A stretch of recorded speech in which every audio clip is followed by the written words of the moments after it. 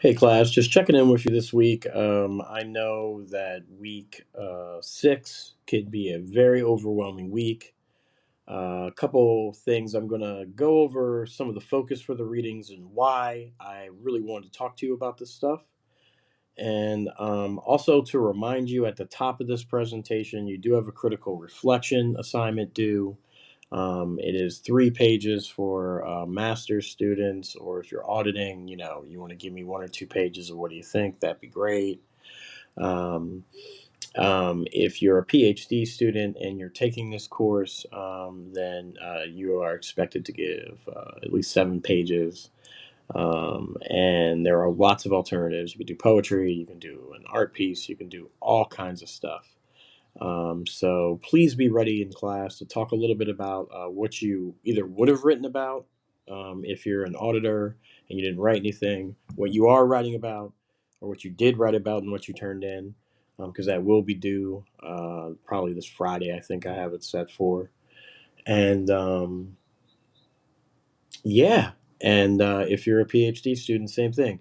And like, check it out. There's lots of alternatives. There's lots of ways for you to connect. I know paper after paper after paper can be a real drag, and so I've tried to give you enough alternatives that I could be a breath of fresh air. So if you want to do some art, you want to do something really cool, you want to express yourself in a different way, and you want to show me how this class is really affecting you, this is your opportunity to.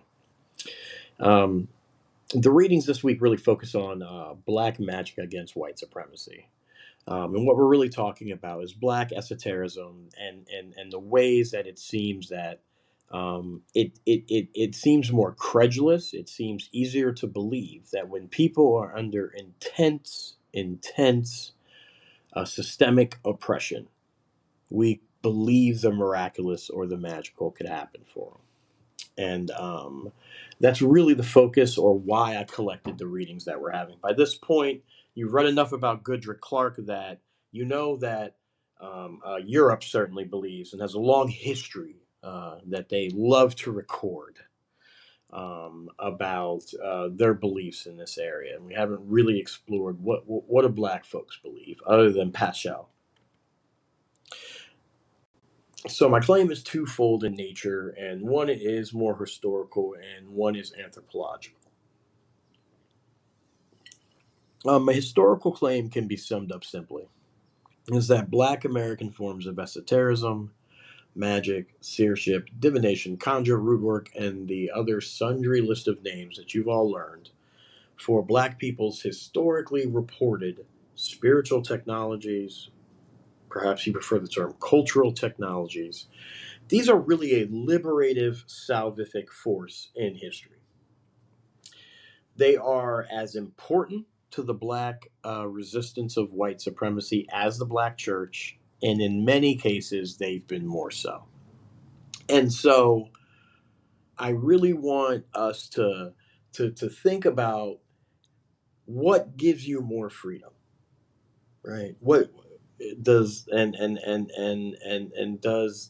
does being a pastor in some of the ways we've read about, some of the greats, right?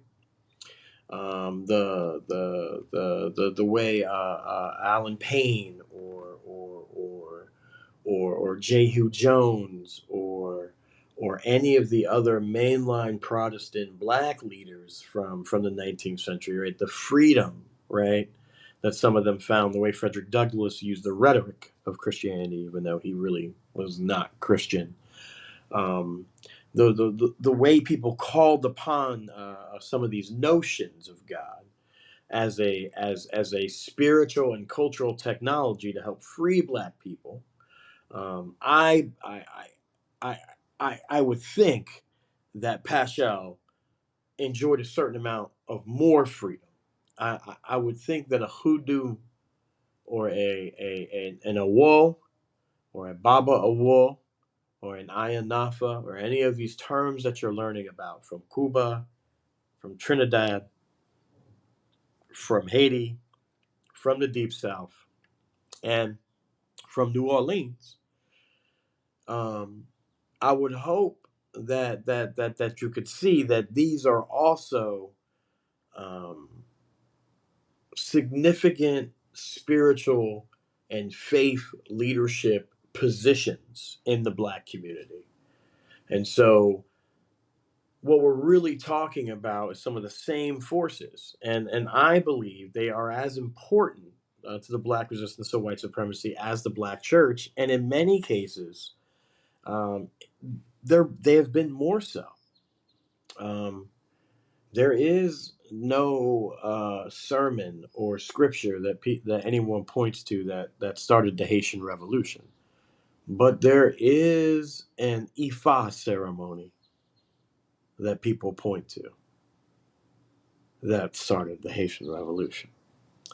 And so we are going to kind of take a look at, is black magic really a better weapon against white supremacy than the Black church? The more anthropological nature of my claim is that Black esotericism of the Americas, or as I call it, Black magic, gives a spiritual praxis to the time and space bending fabric of reality that scientists readily agree is, for the lack of a better term, the weird nature of our universe, that time and space tend to fold in on themselves when they come close to a black hole. That there is a such thing as relativity, that we know that there is this thing called dark matter that may be either pushing or pulling everything together all at once. And we know just recently from some of the scientific discoveries of, say, India in physics, where they discovered in 2021 that there is matter that predates the Big Bang, or that either this matter runs in the opposite direction teleologically. Uh, what I mean by this is that it seems that black esoteric forms of occultism, or esotericism in general, or black magic, sort of gives people a spiritual framework to understand that time and space do not actually work the way we experience them. The, and whether that is ancestral veneration, divination, oral epistemological practices, and other traditional esoteric arts, they have fostered communication between past and the present in a living conversation, whose language was only Christian in nature by happenstance or as self-defense, and often by means of synchronization and adaptation. Meaning that from a black esoteric perspective, the ancestral veneration is the past speaking into the now to give you the collective wisdom to avoid the mistakes that your ancestors made to engineer a better future. It is the past having a living conversation with the now to change the future.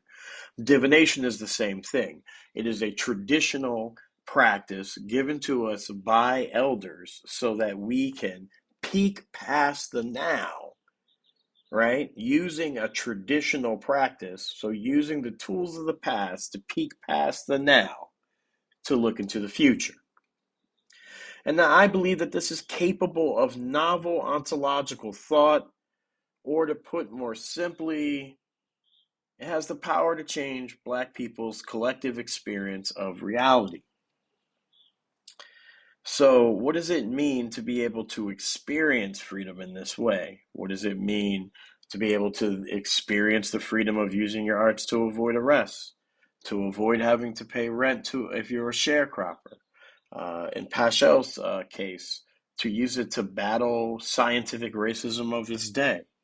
And I hope that you're starting to see between Ifa Karode, Wande Mbembola, and Pacho Beverly Randolph that there's a much larger, much blacker, and much more intercontinental diasporic conversation that's happening between Black practitioners in the Americas, those in Western Africa, and the world at large.